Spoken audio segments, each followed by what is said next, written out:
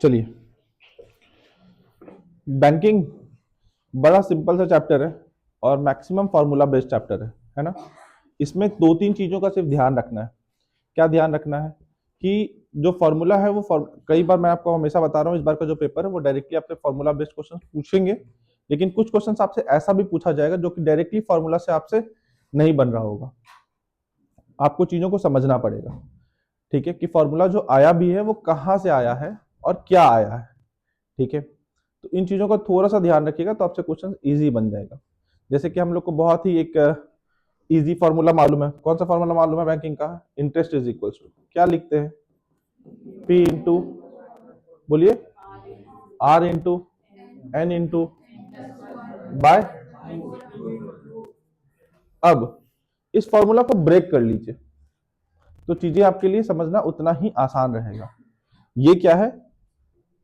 तो simple interest का जो फॉर्मूला है वही लगा हुआ है। कैसे ब्रेक करते हैं उस चीज को समझते हैं। प्रिंसिपल इंटू रेट बाय 100 करते हैं।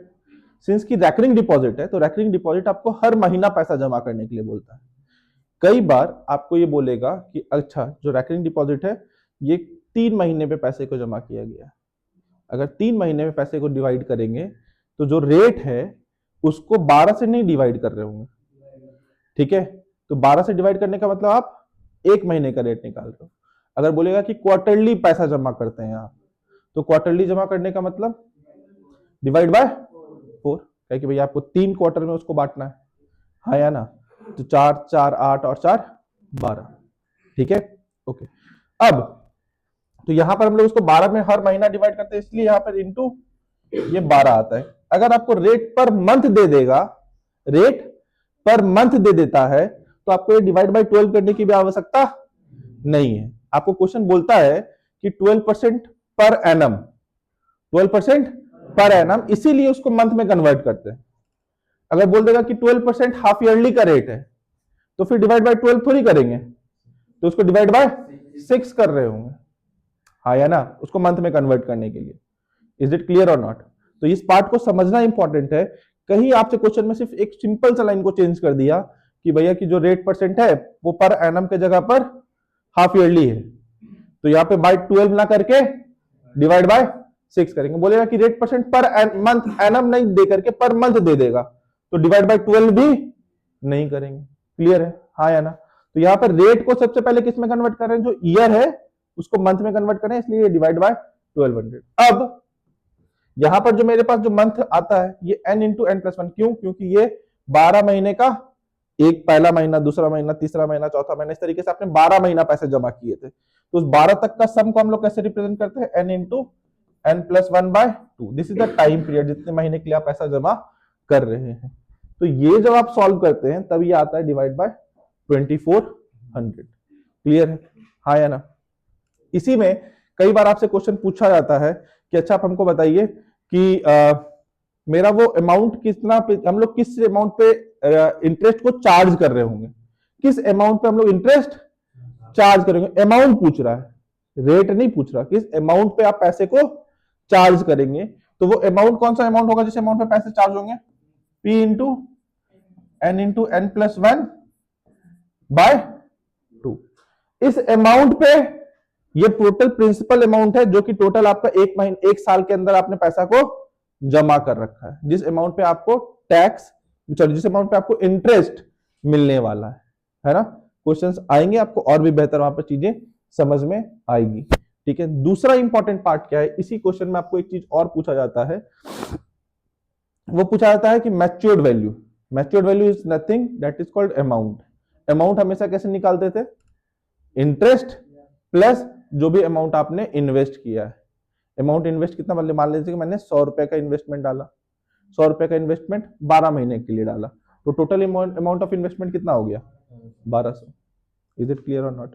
तो 1200 plus interest is the matured value, है ना। बाकी इसमें जो भी अननोन पार्ट होगा उसको सिर्फ अननोन पार्ट की तरह पे आपको सॉल्व करना है, ठीक है। मैच्योर्ड वैल्यू से इंटरेस्ट कैसे निकालिएगा? तो matured value minus principal, sorry, interest निकालना है ना, तो matured value minus interest is the amount of investment. Is it clear और नॉट? हाँ या ना? चलिए बढ़ते हैं आगे, क्वेश्चन के तौर पे सॉल्व करते हैं। पहला क्वेश्चन क्या बोला? रेकरिंग डिपॉजिट का अकाउंट है, 2000 रुपया पर मंथ जमा किया गया है and the bank page interest eight 8% per annum. मैं यही बोला, यहाँ पे 8% पर एनम की जगह पे यहाँ पे सिर्फ मंथ दे देता, 8% पर मंथ दे देता, तो वहां पर 2400 के जगह पर सिर्फ क्या आ रहा होता? 1200 आता क्या? सोच के देखिए, आता क्या? 1200 आता क्या? क्या आता? 200 आता। 1200 नहीं आता, क्योंकि आप समझिए यहां पर अगर ये पर मंथ देता तो आप क्या लिखते? P इंटू आर बाय 100, 12 नहीं लिखते, इंटू n प्लस 1 बाय 2 सिर्फ लिखते। ये कब करते? जब रेट परसेंट पर एनम के जगह पर मंथ दे देता। तो इज इट क्लियर? हाँ या ना? चलिए अब इस क्वेश्चन को देखते हैं। सबसे पहले गिवन लिखा आप लोगों ने, गिवन को लिखिए, क्या क्या क्वेश्चन आपके पास गिवन है। प्रिंसिपल कितना? 2000, रेट परसेंट कितना? 8%, इंटरेस्ट कितना? 1040 as interest at the time of maturity, find the years total time, कितना इस पे इन्वेस्ट किया गया। टी की वैल्यू आपको गिवन नहीं, ठीक है। अब कैसे निकाल लें? 1040 इज इक्वल्स टू क्या लिखेंगे? P 2000 into n into n plus 1 नहीं, n प्लस 1 इंटू रेट कितना? 8। अब यहां पर डिवाइडेड बाय ये 2 और 8 के नीचे 12। तो P, T और R, मैंने अभी बताया रेट को कन्वर्ट किया, 8% पर एनम था ना, तो 8% को अगर मंथ में कन्वर्ट करना हो तो 8/12, और परसेंटेज को अगर करेंगे तो डिवाइड बाय 100। इसको सॉल्व करेंगे तो क्या लगेगा बताओ? 00 से 00 खत्म, 2 से इसको खत्म करके 10 कर देते हैं, 0 से 0 खत्म कर देते हैं, तो क्या बच गया?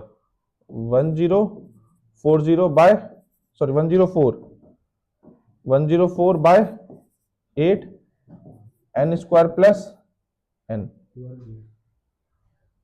Multiplied it by 12। तो 4 से 3, 4 से 2, 2 से, तो 3 to 6, 156 is equal to n square plus n। तो n square plus n minus 156 is equal to 0। वापस से अगर आप देखेंगे तो 156 को इसको फैक्टराइज करने का तरीका क्या होगा? माइनस 156 n स्क्वायर, ये माइनस 156, ये माइनस क्या बताएगा? नंबर को क्या करना है? क्या करना है? ये माइनस करना है, हाँ या ना? अरे हाँ या ना?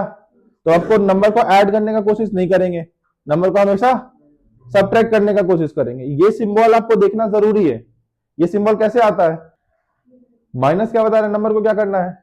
सबट्रैक्ट। तो जल्दी से बताओ फैक्टराइज फॉर्म क्या होगा? कितना? Minus 156 is equal to 0। N की वैल्यू यहां से कितनी निकल करके आएगी? 12 आ रही है क्या?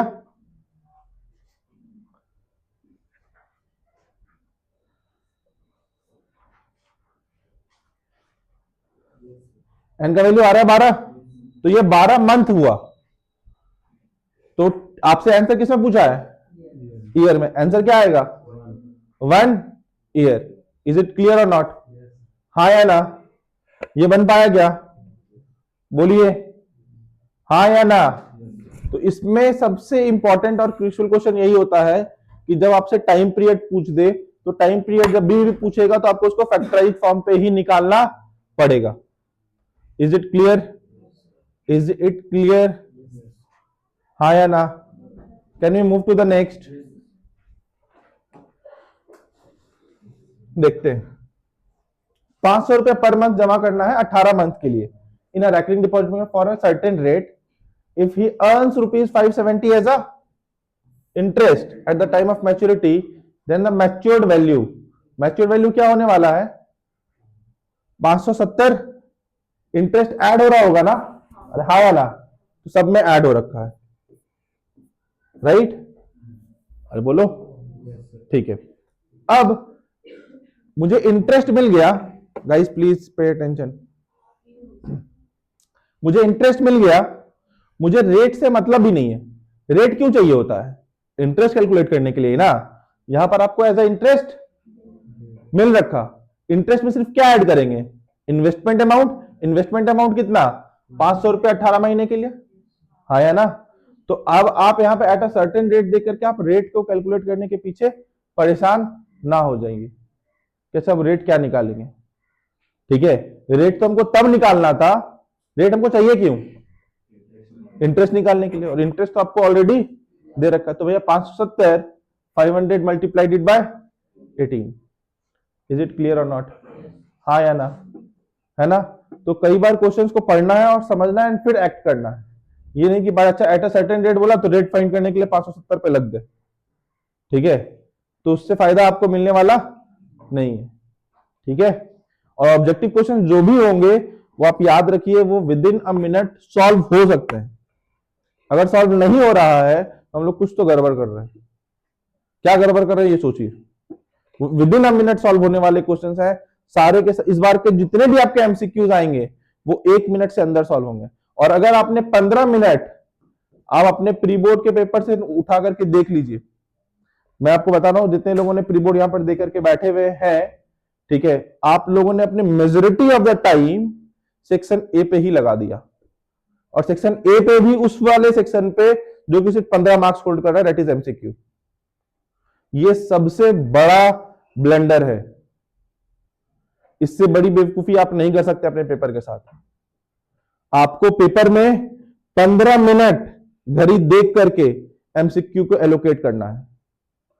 16 मिनट हो गया, ठीक है? कई बच्चे क्या करते हैं, उनको लगता है कि जो उनको रीडिंग टाइम मिला है ना, उसी में एमसीक्यू सॉल्व कर लेते हैं। गलत अप्रोच है, मत करिए ये। आपको वो जो 15 मिनट रीडिंग टाइम मिला है वो आपको रेडी होने के लिए मिला है। जब आप किसी जंग पर जाते हैं तो सबसे पहले आप क्या चेक करते हैं? हथियार है, एग्जैक्टली कि भैया मेरा जो बंदूक है उसमें गोली है कि नहीं है, जो तलवार रखे हैं उसमें तलवार से भैया गर्दन कटने वाला है कि नहीं कटने वाला है। तो you need to check all your equipments first, right? और आप ये पता करते हैं, आप कभी भी देखे होंगे कि कभी भी राजा महाराजा लोग जब जंग पर जाते थे या कई मूवी में देखे होंगे, तो वो लोग लास्ट ड्यूरेशन में प्लानिंग करते थे। वही थोड़ी करते थे आओ जरा तो देखें तीर चला करके तीर सही से चल रहा है कि नहीं चल रहा है, ऐसा करते हैं क्या? वो किस चीज पे ज्यादा फोकस करते हैं? प्लानिंग। बाहुबली देखा कि नहीं देखा? लास्ट में क्या करते हैं? स्टार्ट जब आता फाइनल मोमेंट आता तो क्या करता है? प्लानिंग, कि भैया सारा सामान पहले मेरा लेकर के आओ, कैसे कैसे हम लोग क्या क्या करने वाले हैं, हाँ या ना? अरे हाँ या ना? तो प्लानिंग इज वेरी इंपॉर्टेंट। तो जो वो 15 मिनट मिला हुआ है उस पर क्या करना है आपको? प्लान। वो प्लान कब कर पाइएगा? जब अपोनेंट को पहचानिएगा तब तो अपोनेंट को पहचानने के लिए जो 15 मिनट है उसमें पन्ना पलटाना है और ये देखना है कि कौन कौन से क्वेश्चंस आए हैं, ताकि आपको यह पता पड़ जाए कि आपको क्वेश्चन नंबर 3 को नहीं सॉल्व करना है, आपको क्वेश्चन नंबर 5 सॉल्व करना है, 8 सॉल्व करना है, 7 सॉल्व करना है। जो भी वॉट एवर द क्वेश्चंस वहां पर जो गिवन है उसमें से आपको जो अटेम्प्ट करने हैं, सेक्शन बी में 4 क्वेश्चन अटेम्प्ट करने हैं, out of the 6 you need to attempt only 4, 2 तो अटेम्प्ट नहीं करना। तो वो 4 कौन सा अटेम्प्ट करना है आपको खोजना, वो सेक्शन वो क्वेश्चन है उस 15 मिनट में। जब वो 4 पता चल जाए कौन है, फिर आइए सेक्शन ए पे एंड फिर वो टाइम दीजिए कि अच्छा अब 15, अच्छा उस समय भी एमसीक्यू सॉल्व मत करिए, उस समय 15 एमसीक्यू को पढ़िए। क्यों? ये हो सकता था कि मैं क्वेश्चन नंबर 15 मिनट तो सर आप बोले थे टाइम देने के लिए, 15 मिनट तो दे करके आए, लेकिन 15 मिनट में पहला ही 5 क्वेश्चन सॉल्व किए। क्या पता आखिरी का 10 क्वेश्चन वन लाइनर हो और आपने उसको पढ़ा ही नहीं। तो first of all go through the paper properly. वो 15 मिनट अगर आपको रीडिंग टाइम मिला है तो सच में वो रीडिंग टाइम को जो कोई नहीं यूज करने वाला है उसको आप यूज करिए। Is it clear? तो सबसे पहले क्या कोशिश करना है आपको, पहला 15 मिनट में क्या सॉर्ट करना है, रीड करके ये क्वेश्चन को सॉर्ट आउट करना है कि मैं वो 4 क्वेश्चन सेक्शन बी से कौन सा अटेम्प्ट करना है, मुझे ये मेरे पास क्लियर होना चाहिए first half of the paper में ही। स्टार्ट करने से पहले मुझे वो 4 क्वेश्चन का आइडेंटिफिकेशन हो जाना चाहिए। सेकंड क्या देखना है, 15 एमसीक्यू क्या है, कि मैं किस क्वेश्चन को स्किप करने वाली हूं, ये मुझे या करने वाला हूं, ये मुझे पहले पता होना चाहिए, बाद में मुझे मालूम नहीं। मुझे मालूम होना चाहिए कि क्वेश्चन नंबर 14 जो 15 है वो इजी टू डू है। एग्जामिनेशन तुम समझो कि कैसा लगेगा वो, कि तुम एग्जामिनेशन हॉल से निकले और तुमको बोले कि यार सेट 4 के जगह पे 3 अटेम्प्ट कर लेते ना, मतलब 7 नंबर अटेम्प्ट कर लेते 4 के जगह पे, तो मेरा टाइम कम बच जाता। इससे ज्यादा बुरा बात और क्या होगा तुम्हारे साथ। मैं 4 को बेकार अटेम्प्ट किया, मैं क्वेश्चन नंबर 7 अटेम्प्ट कर लेता।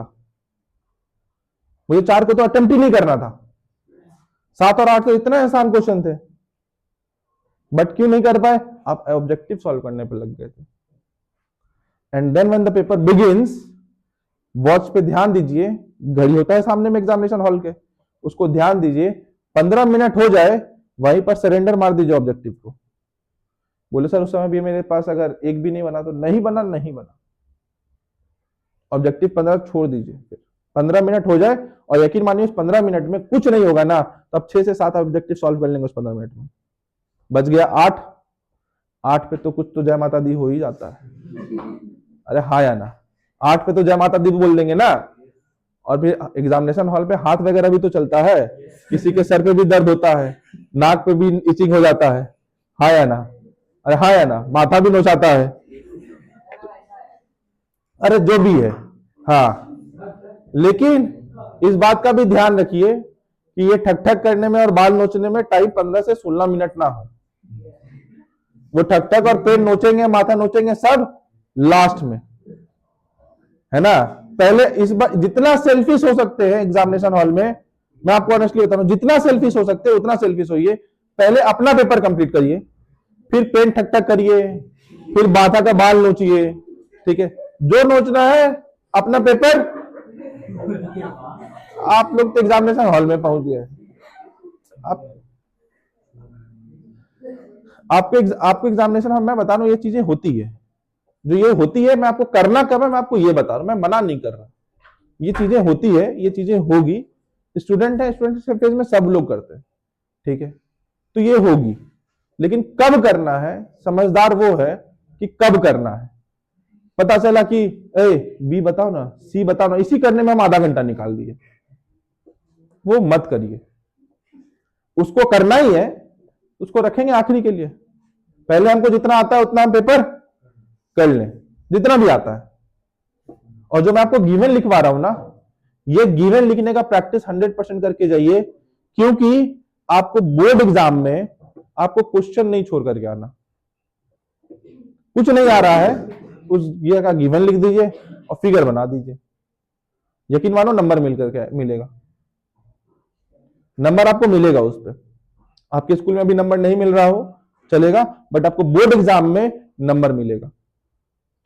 क्लियर है, हाँ या ना, ठीक है। आपको बाद बाकी मैं आपको और भी चीजें के लिए ट्रेन करूंगा जब हम लोग टेस्ट सीरीज चालू करेंगे, तो रफ कैसे करना है जब मैं आपको कॉपी चेक करके बताऊंगा उस दौरान, तो मैं आपको बताऊंगा कि रफ कहां करना है और एक क्वेश्चन का पर्टिकुलर रफ कहां पर करना है, मैं आपको ये भी बता रहा हूं, ताकि जब आप उस क्वेश्चन पे वापस आइए तो उसका रफ करने में आप अपना टाइम वेस्ट मत करिए। अगर मेरे पास किया हुआ है 12 into 17 मैंने कहीं पर कैलकुलेट किया हुआ है, तो मैं उस डाटा को यूज कर सकूं। मैं इतना क्लियर रफ करने वाला हूं और आपके पेपर एकदम नीट एंड क्लियर नजर आएंगे, ठीक है। तो बहुत सारी कुछ सिखाऊंगा आपको। स्टार्ट करते हैं अभी अपने नेक्स्ट क्वेश्चन से। नेक्स्ट क्वेश्चन देखते हैं, कितना डिपॉजिट किया, 250 रुपया पर मंथ, क्या कह देंगे इसको, प्रिंसिपल कहेंगे ना, हाँ या ना, ठीक है। इन रेकरिंग डिपॉजिट फॉर 3 years, 3 साल अगर दे रखा है तो मंथ्स कितने हो गए 36।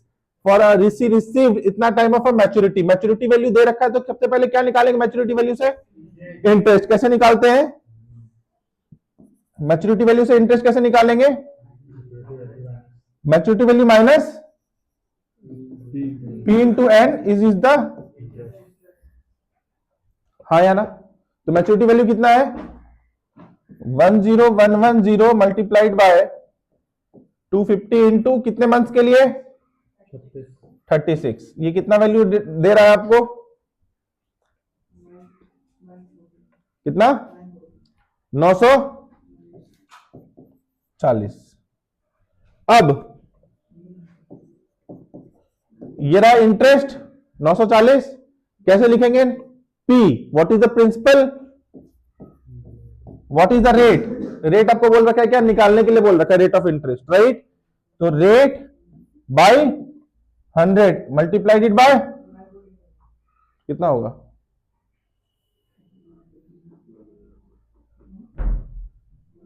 Calculate it and tell me fast.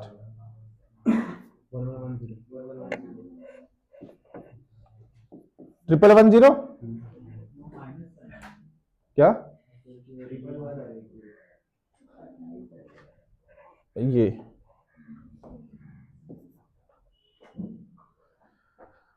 अब 1110 is equal to 250 into R, and what is the time period? 36, तो 36 इंटू 37/2। क्लियर है? अब इसको सॉल्व करना है, करिए solve.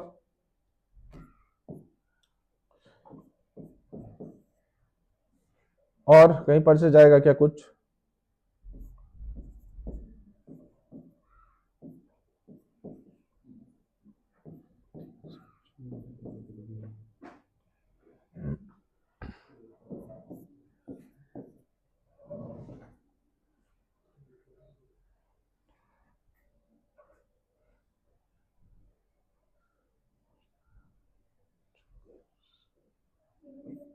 Please come in.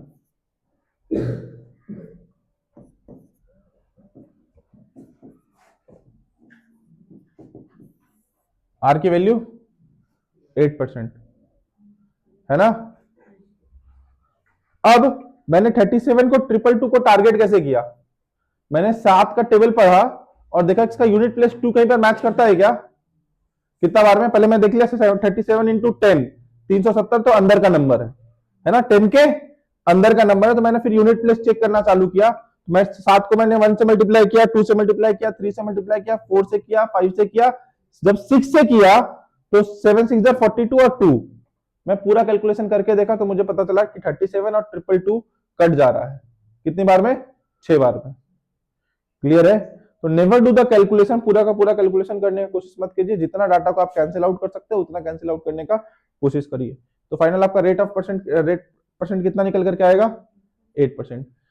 How much more interest Mrs Rao will receive if she had deposited 50 rupees more per month at the same rate of interest for the same time? अब दो काम कर सकते थे आप। पहला काम कर सकते थे, आपसे पूछा है कितना ज्यादा, आप प्रिंसिपल अमाउंट को ही क्या मान लीजिए? काहे 350 मान लो। कितना मान लो? 50। यहां से जो वैल्यू निकल करके आएगी वो डायरेक्ट बताएगा कि इतना ज्यादा। मैं बता रहा हूं मैंने क्या बोला, सुनिएगा मेरी बात। मैंने बोला 50 रुपए को ही इनिशियल अमाउंट मान लो। हाउ मच मोर इंटरेस्ट बोला ना, 8% निकाल लिया। मैंने बोला 50 इंटू 8/12 इंटू 100, कितने साल के लिए? सेम टाइम पीरियड है ना, 36 years.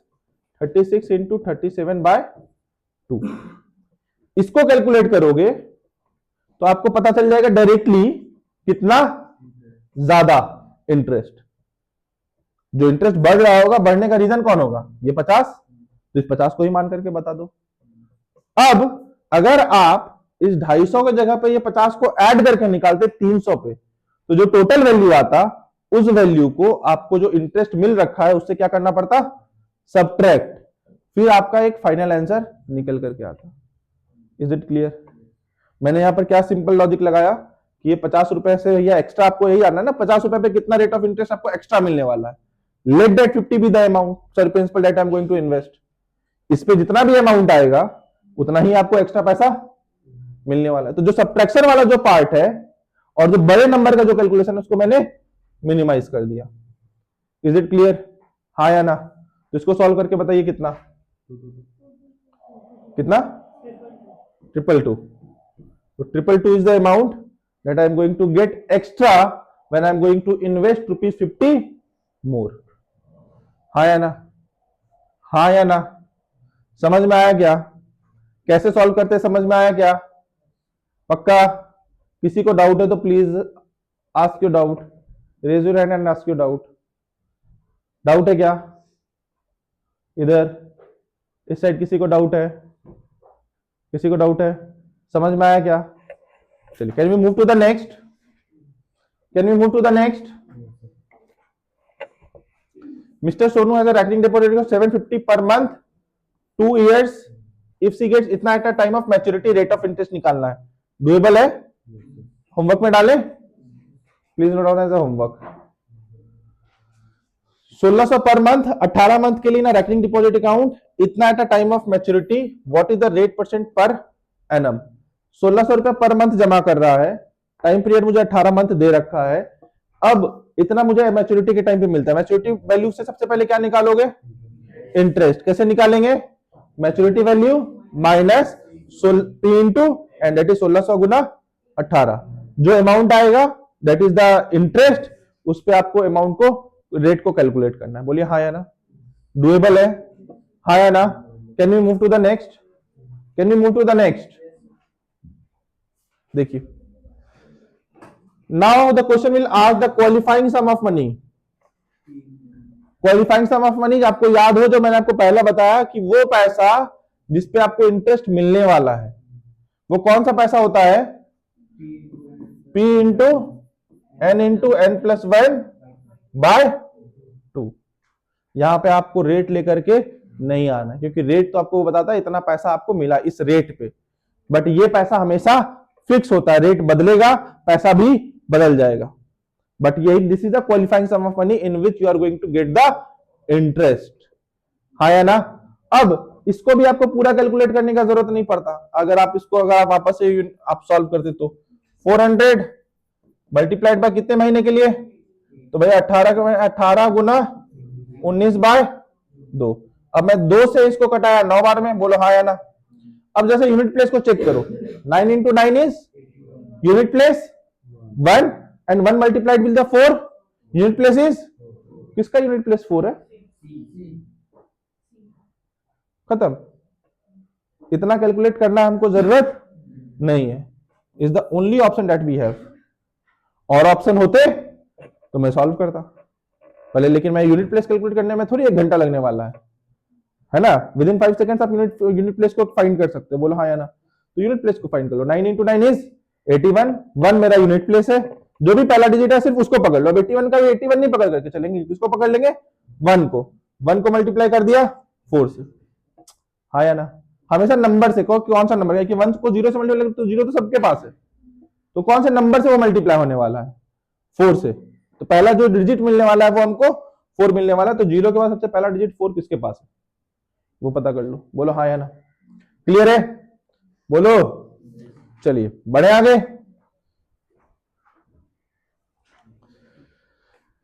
Mister Sam has a recurring deposit account, deposit 600 per month for 2 years, 15,600 at time of maturity. Maturity value से सबसे पहले क्या निकालोगे? इंटरेस्ट। कैसे निकालेंगे? 15,600 माइनस 600 गुना 24। हाँ या ना? इंटरेस्ट आ गया। अब इंटरेस्ट पे आप रेट निकाल सकते हो। बोलो हाँ या ना? डुएबल है? होमवर्क में डाले? वापस से क्वेश्चन रिपीटेड है, ये भी रिपीटेड है।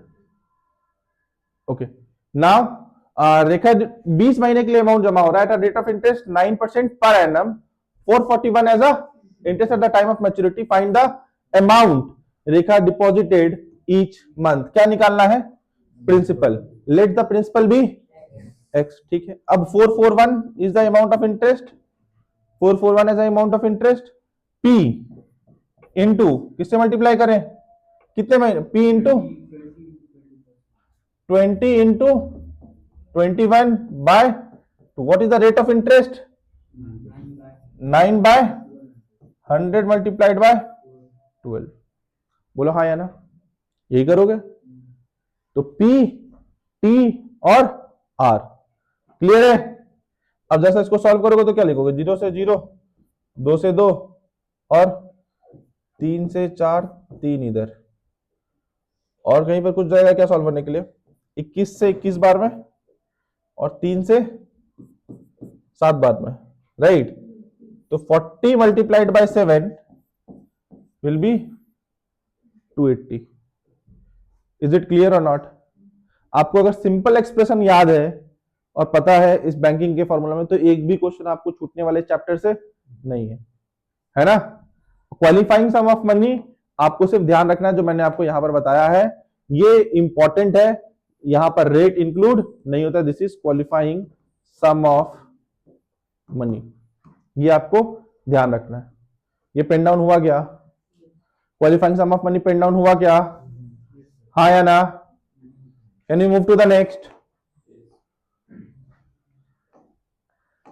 ओके, नेक्स्ट देखें। In a recurring deposit account for 2 years the amount total amount deposited by person is 9600। टोटल पैसा कितना जमा हुआ? 9600। अब if the interest earn by him is 1/12 of his total deposit, then find his the interest he earns। अब क्या बोला? Recurring of deposit account कितने साल के लिए? 2 साल। कितना मंथ हो गया? 24 महीना। ठीक है।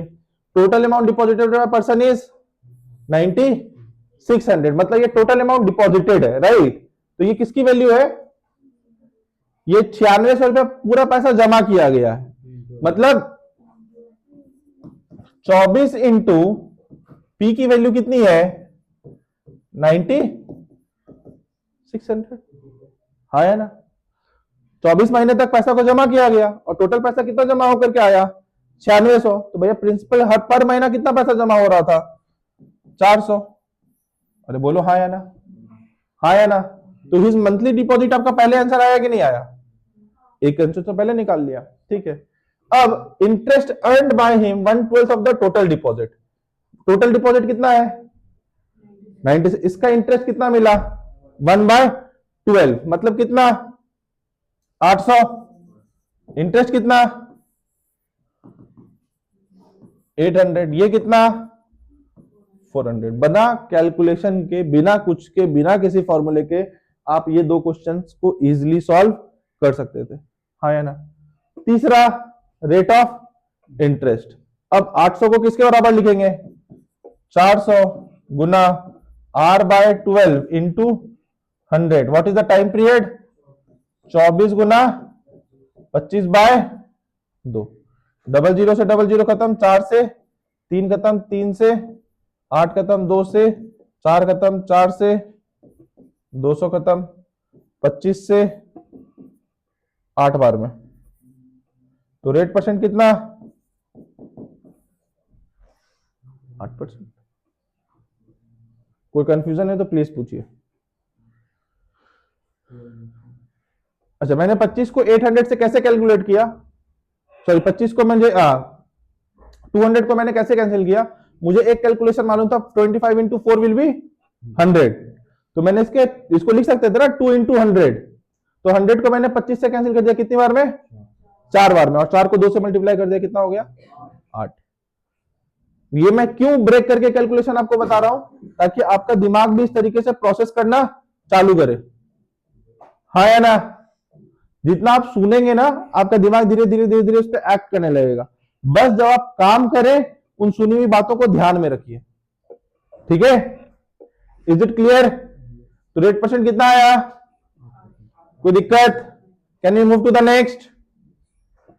देखिए, अब P is deposited for n number of months in a recurring deposit account which pays interest at R% per annum. The nature and the time of interest calculated is compound interest for n number of months. बताइए। Simple interest for n number of months, compound interest for 1 month, simple interest for 1 month. P into R into T by 100 किसका formula था? Compound interest का formula होता है क्या ये? हाँ, compound interest का फॉर्मूला ये होता है क्या? P into R into T by 100 किसका फॉर्मूला होता है? सिंपल इंटरेस्ट का। हाँ या ना? तो आप क्या निकाल रहे हो? 1 महीने के लिए निकाल रहे हैं क्या? कंपाउंड इंटरेस्ट वाला तो सेक्शन ही खत्म हो गया, तो कौन सा ऑप्शन बचा? Simple interest for n number of months. और आप उसी को निकाल करके ऐड करते। अरे बोलो हाँ या ना? समझ में आया? अच्छा, मैं अगर इस पे बोलता अब मेरी बात, क्या मैं इसके जगह पे एक ऑप्शन और देता, compound interest for each month, compound interest for each month, क्या ये बात ठीक होता क्या? सोच के देख लो।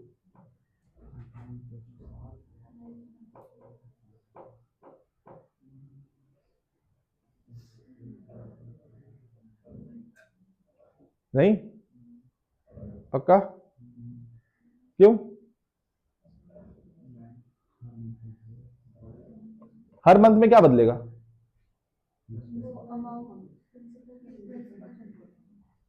जब आपने बोला P इंटू आर बाय 100/1, यही किया था पहला महीना के लिए, आया ना? दूसरे महीने के लिए क्या किया था? दूसरे महीने के लिए क्या चेंज हुआ था? क्या आर बदला था क्या? 1 बदला था क्या? P की जगह पे सिर्फ क्या आ गया था? P plus P that is 2P। क्यों P प्लस P 2P क्यों आया था? क्योंकि पहला महीने मैंने अगर 400 डिपॉजिट किया था तो अगला महीना भी मैंने 400 किया था, तो टोटल पैसा मैंने जमा कितना किया था? 800, राइट? तो यहां पर भी आप क्या लगाए थे? 800 इंटू आर बाय 100 इंटू 1। यहां पर भी क्या कैलकुलेट हो रहा है? सिंपल इंटरेस्ट ही कैलकुलेट कर रहे हो ना? हाँ या ना? तीसरा महीने के लिए भी क्या कैलकुलेट होता? चौथे महीने के लिए भी, पांचवें महीने के लिए भी। तो हर जगह पर क्या कैलकुलेट हो रहा था? सिर्फ सिंपल इंटरेस्ट। हाँ या ना?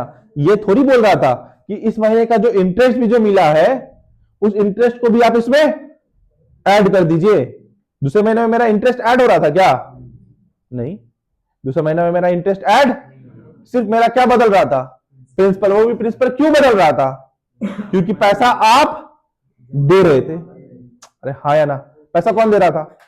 आप ही दे रहे थे ना। बैंक के द्वारा जो इंटरेस्ट मिल रहा था वो थोड़ी ऐड हो रहा था, नहीं ऐड हो रहा था ना। जब इंटरेस्ट ऐड होता है then it is called compound interest. यहां पर इंटरेस्ट ऐड नहीं हो रहा था। इज इट क्लियर और नॉट? हाँ या ना? तो एकदम बैंकिंग पे आप ऐसा क्वेश्चन इमेजिन किए थे क्या? समझ रहे हो कि क्वेश्चन का लेवल कहां पहुंच सकता है? क्या ये बैंकिंग का क्वेश्चन नहीं है? आपके लिए बैंकिंग एकदम super easy chapter, formula based chapter. आया फॉर्मूला ना? कितना काम आएगा फॉर्मूला? कॉन्सेप्ट काम आएगा। कॉन्सेप्ट नहीं स्ट्रांग होंगे तो क्वेश्चंस नहीं क्लियर होंगे, ठीक है? और अभी क्वेश्चंस कॉन्सेप्ट से इंपॉर्टेंट है। आप जितने वैरायटीज ऑफ क्वेश्चंस कर लीजिए, तो मैथ्स में एकदम नहीं डरना। मैं आपको जो करा रहा हूं ना, आपको सिर्फ उसको ईमानदारी से कर लेना है। आप बोर्ड में बैठेंगे, आप रियलाइज करेंगे कि एक क्वेश्चन मैं बता दे रहा हूं, मैं आपको एश्योरिटी देता हूं कि एक क्वेश्चन आपके बाहर से नहीं आएगा। जो टेस्ट सीरीज अभी हम लोग चालू करेंगे उस आपके स्कूल में क्या प्री बोर्ड चल रहा है ये मुझे नहीं फर्क पड़ेगा, आपको टेस्ट देना है। जो टेस्ट का एनालिसिस होगा आपको उसमें बैठना है, वो बहुत इंपॉर्टेंट होगा गाइस। उससे ज्यादा इंपॉर्टेंट और कुछ नहीं होने वाला है, ठीक है? Move to the next. देखिए, Anvesha intended to open a recurring deposit account for 1000 per month for 1 year in a bank paying 5% rate of interest.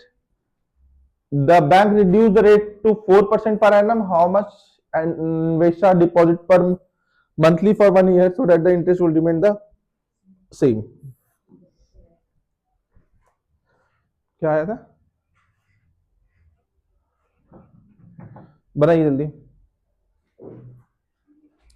Solve it fast. Question क्या बोला? 1000 रुपया पर मंथ जमा कर रही थी, राइट? 1 साल के लिए कितने पे? 5% पे। 5% पे ना, तो अब क्या लिखोगे? 1000 गुना 5,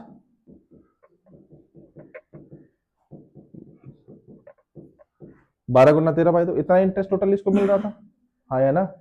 इसको सॉल्व करोगे तो 12 से 12 खत्म, डबल जीरो से डबल जीरो खत्म, और 2 से 5 खत्म। तो कितना आ गया ये? 13 पंचे 65 गुना 5 कितना? 325, 325। हाँ या ना? तो 325 मेरा इंटरेस्ट क्या हो गया? फिक्स हो गया ना, मुझे 325 का 325 इंटरेस्ट चाहिए, बट प्रिंसिपल अब बदलना पड़ेगा, तो let the principal be P, काहे एक्स, पी रख लो, काहे इतना एक्स को याद करना है। रेट ऑफ इंटरेस्ट 5 से कितना चल गया, 4/100, टाइम पीरियड 12 गुना 13/2, 12 से 12 कट गया 2, इसको भी मैं ऐसे लिख दूं क्या, 5 गुना 5 गुना 13, तो 13 से 13 भी कट गया, नहीं कट गया, तो बोलो, और इसको तो प्रिंसिपल कितना आ गया, बोलो,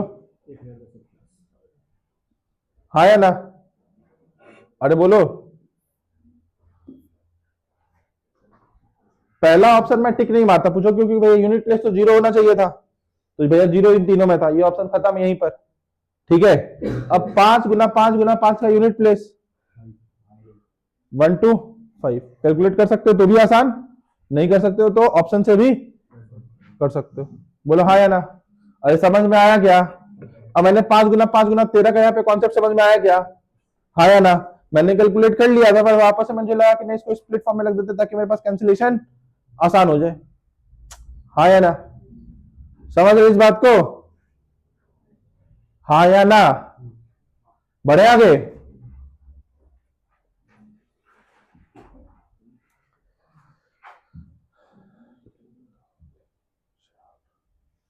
We need to cover up more 4 questions.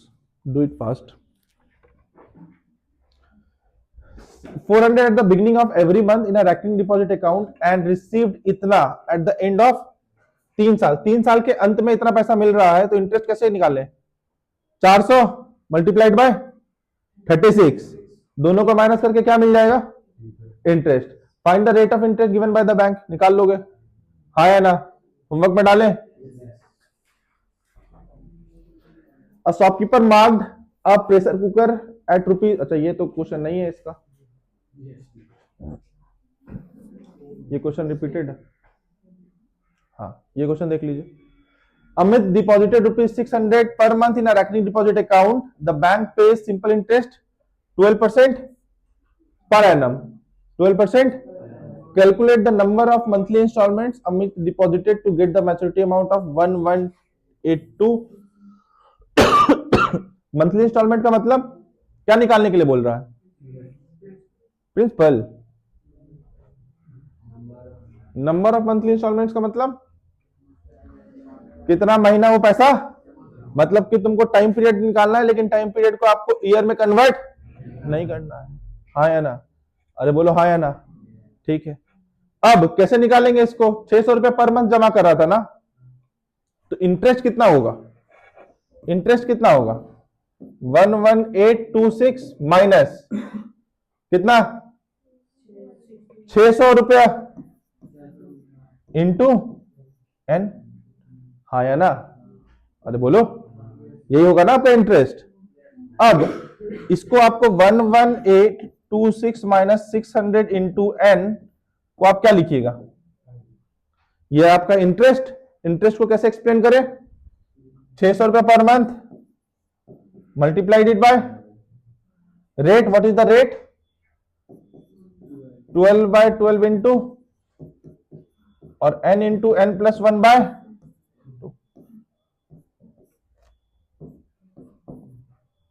हाँ या ना।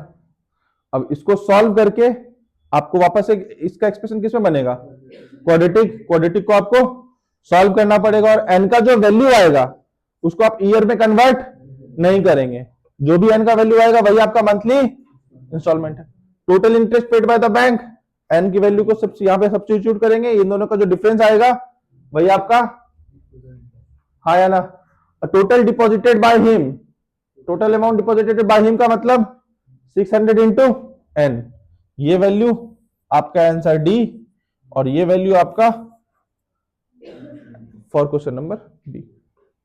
इज इट क्लियर और नॉट, कोई डाउट है तो पूछ सकते हैं, कोई डाउट है क्या इस क्वेश्चन में। क्वाड्रेटिक को सॉल्व कैसे करें, 2 क्वेश्चन सॉल्व कर चुके हैं, हाँ या ना। इस एक्सप्रेशन को सॉल्व करेंगे, n की वैल्यू आएगी आपके पास। Is it done? So here we wrap up the first 2 chapters of this series. हम लोगों ने पहला 2 चैप्टर भी अब कंप्लीट किया है। आज का रफ्तार थोड़ा सा कम था, ठीक है। आगे आने वाले समय में रफ्तार को थोड़ा सा और तेज करना पड़ेगा, क्योंकि हमारे पास नहीं, मैं आपको ऑनेस्टली बता रहा हूं, मैं अपनी रफ्तार को उतना ही तेज करूंगा जितना आपको समझ में आएगा। क्वेश्चंस आपके पास होमवर्क आएंगे फॉर श्योर है, ठीक है, लेकिन आपको कॉन्सेप्ट्स को समझाते हुए। ये क्वेश्चन जब आप बना करके आएंगे, इससे 2 बेनिफिट्स होगा। आपने जो क्लास में सीखा है इसका आप इसको कर पाएंगे, जगह पे जाकर के इसको आप इंप्लीमेंट कर पाएंगे कि भैया मुझे समझ में कितनी चीजें आई है और कितनी चीजें नहीं आई है।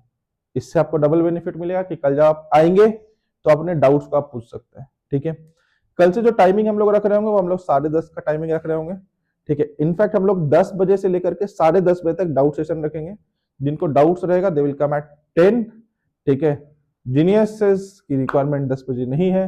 जितने लोग जीनियस हैं वो लोग 10 बजे अपनी नींद को पूरा कर सकते हैं, ठीक है, और वो अपने नींद को पूरा करें। और हाँ, जीनियस स्टूडेंट्स के लिए वो नींद ज्यादा जरूरी है, बट जो मेहनती हैं जिनको बोर्ड्स में फोड़ना है, ठीक है, वो लोग 10 बजे पहुंचेंगे और 10 से 10:30 हम लोग डाउट डिस्कस करेंगे, क्योंकि डाउट के लिए मैं आपको एक्स्ट्रा टाइम दे सकता हूं, ठीक है, लेकिन आपका जो सीरीज है वो आपको एक्स्ट्रा टाइम देने के लिए नहीं, क्योंकि we need to cover up a lot, ठीक है। हमें बहुत कुछ कवर अप करना है और मैं बिल्कुल भी नहीं भगा सकता, मुझे कॉन्सेप्ट्स को एक्सप्लेन करना ही है।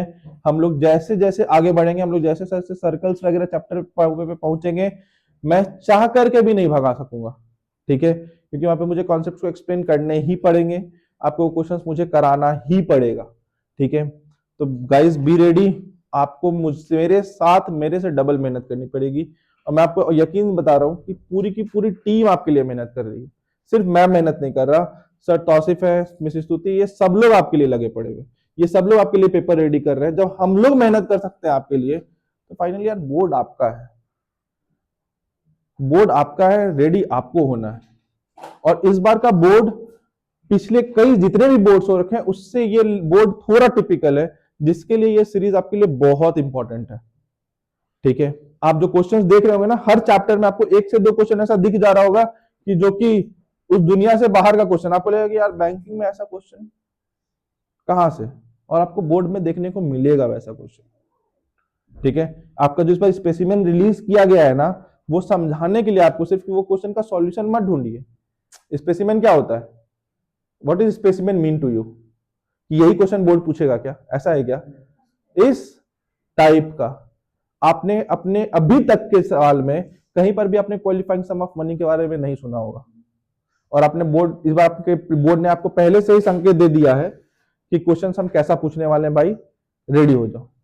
और मैं फिर से बोल रहा हूं, अगर तैयारी 100 नंबर की है तब तो मेरे साथ आप चल सकते हैं, 70-80 आपको आ जाएगा, 70-80 आपको आ जाएगा, ठीक है।